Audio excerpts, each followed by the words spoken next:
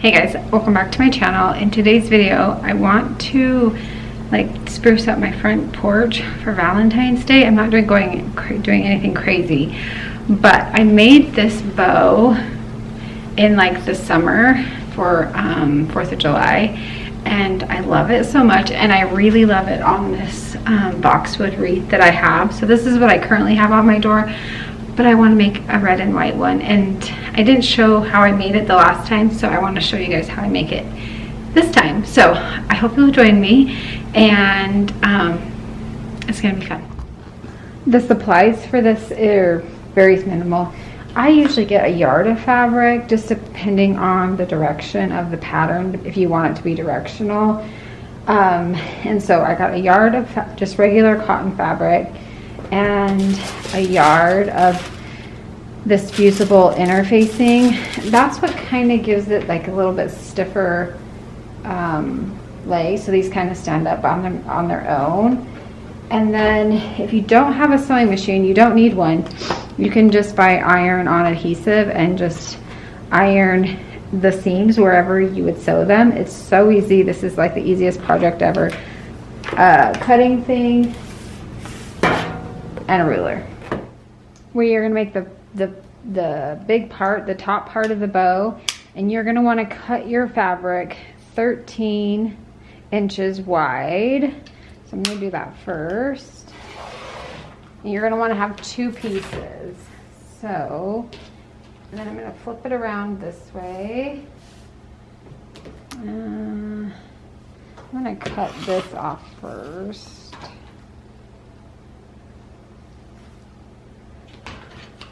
I'm just gonna cut. I don't want the salvage edge, I just want the clean edge. So 13 by 12.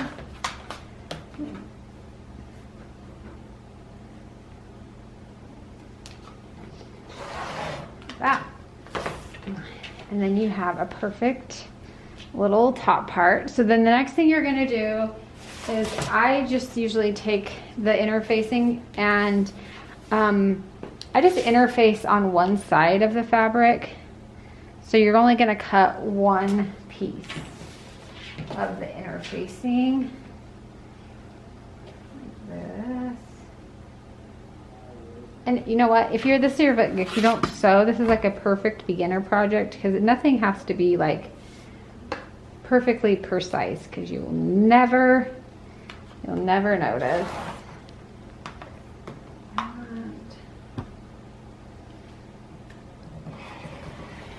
I'm gonna try and leave this big piece right here, because you're gonna cut your tails now. You're gonna cut two that are 5 inches wide, and then you're going to make another interface piece just like this. So let's do that. So you're gonna cut two 5-inch pieces.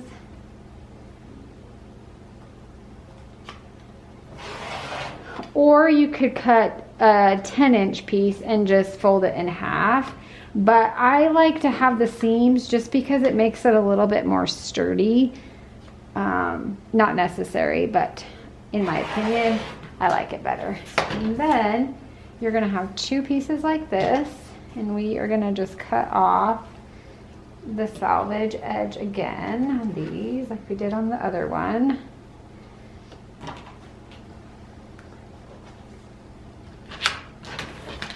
And that's what I like about stripes, is you can kind of use the stripes as your guide. So you have your two pieces, you have your top piece, and your interfacing,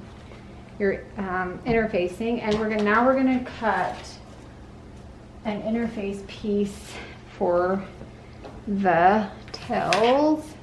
Again, if you kind of like the floppier bow look, which excuse me, I do like that look with ribbon, but with this bow for my front door, I kind of like a little bit structured. I like it to look a little bit more structured. So this. Again, this is so easy and nothing has to be precise. Okay. So now I have the interfacing part for that. And then the last piece you need is the piece that goes around, let me just show you this little piece right here. I think on this one I made it, let's see, 2.5 inches. I think I'm just gonna do it 2-inch on this one. I think I like it better. That bow, I'm making this bow a little bit smaller than that bow because I think that the bow part was just a little bit too big. So that's like another fun thing about this is you can just make it however big you want or how small you want. I guess my rule of thumb is you don't want a complete square, so I usually make it, you know, 1 inch wider than it is. Yeah, 1 inch wider than it is lengthwise, if that makes sense. I hope I didn't confuse you. So if you want to make a one that's, you know, 10 inches by 9 inches, or, you know, 8 inches by 7 inches, just 1 inch shorter. And then I think on this one I'm gonna also, how did I think I did that. Oh, yeah, so they each have a seam. So this doesn't have, this one probably, I don't really know the exact measurement because if you can see here, I just sewed it in half and then trimmed it up after I was done. So let's go ahead and get this fused together and then we will. Okay, so if you've never ironed fusible fleece before, you take the rough side and you put it on the back of the fabric, and then you take an iron that's hot with a lot of steam and you just press it on. I actually just had to go buy a new iron because my other one is probably 15 years old and it was not getting hot. So yay for me. But it has to be really hot for it to fuse to the back of the fabric. Make sure you get the edges really good. I mean, this is much stiffer than it was before. Take the fabrics right sides together and then I'm going to sew around the edge, but I'm going to leave maybe like a 2-inch opening so we can flip it out. Now if you're not going to sew, you would just take the iron-on adhesive and you would just go around the edges. You'd still need to leave a little spot because you're going to need to turn it in or right side out, or even if you don't have this and you just want to hot glue it, I've seen people do that. You can do that as well. So I'm just going to sew a 1/4 inch around the whole square.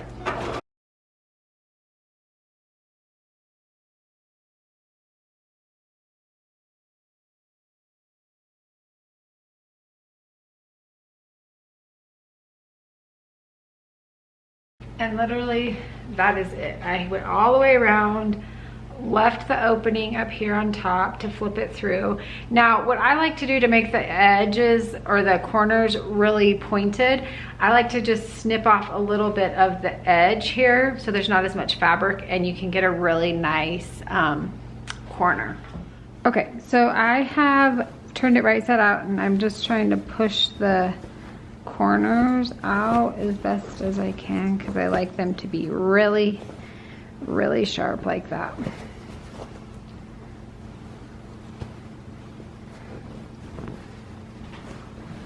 Like that. And then we're going to just go iron this down and then we're going to do a top stitch around the whole entire thing and that'll close up this little opening. Great. You can just leave it like this. This is all freshly pressed. But like I said, I'm gonna go do a seam right here. What you could do on this opening is just stick a little piece of that adhesive in there and just sew it, or excuse me, iron it and it'll close it. But I really like the finish. I like the finish edge with the seam. So I'm gonna go ahead and do that really fast. I'm not gonna film this, but we're gonna do the exact same thing that we did with this, with the tail pieces. and the middle piece. And then I'll show you how I do the diagonals as soon as I'm done. All right, so for the tail pieces, so they have that angle, I just eyeball this. So I hope that's, I'm like, well, okay, I want it to look like that. So I just kind of line it up with right there, and then maybe 3.5 inches over. That's about it. And then I just make a little line like that.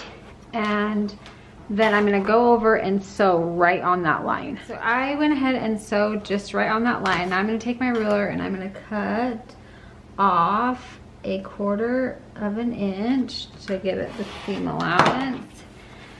And I'm gonna go ahead and do the exact same thing on the other end. Kind of just, I want to, so I haven't sewed any of the side pieces yet. I'm just gonna sew the end pieces, and then I will go ahead and so I said it was about 3 inches. There we go.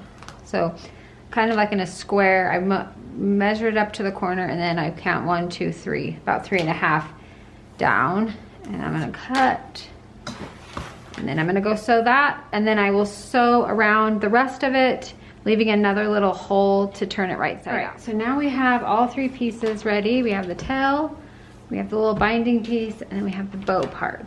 So I think I want my stripes to go up and down, and that's kind of how I cut it. So all I'm going to do is find the middle of this, and then we are going to go back and forth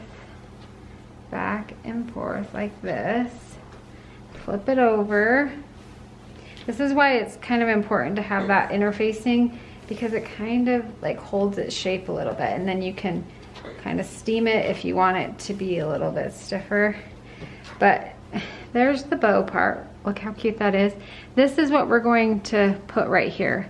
And what we're gonna do is, I made it a little bit longer. Again, hot glue this on, or you could use the little, same way, just any way to tack that down would work with the, I keep forgetting what this is called, the heat and bond or hot glue. And I'm just gonna go over to my sewing machine, and I'm gonna sew as close to that as I can so that it holds this on there really tight. But you don't want it too tight, because we're gonna have to string this also through. So you could actually, if you want, you could, I like to do it the other way, but you could, because you want this to go like this. So you have it like that, and then you're gonna have your thing around it like that. So you kind of want to just sew it so you can kind of adjust those to your liking, and I think that looks pretty good. So I'm just gonna go over and sew all those together. Okay, you can see that that looks like that. I'm just gonna cut that off in just a second, but I wanna thread this through. So I kind of find the middle of this, and then thread it through the bottom here.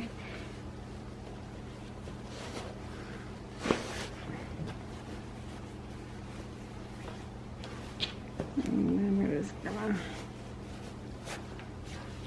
see what that looks like. And then you can kind of play with it however you want. Okay, once I have the bow the way I like it with the back, take just a piece of ribbon. This is how I attach it to my wreath. And then I just tie this to the wreath, like that. All right, I'm still using this boxwood wreath that I got at Trader Joe's around Christmas time. It's real. It is dried out now, but it still looks so pretty. So I'm just gonna take my bow and tie it. Okay, it looks really pretty on this wreath. This is dried. You can see it's kind of falling apart, but I feel like it's still got some life left because it is outside on the front door, but that is how it looks. Isn't it so cute?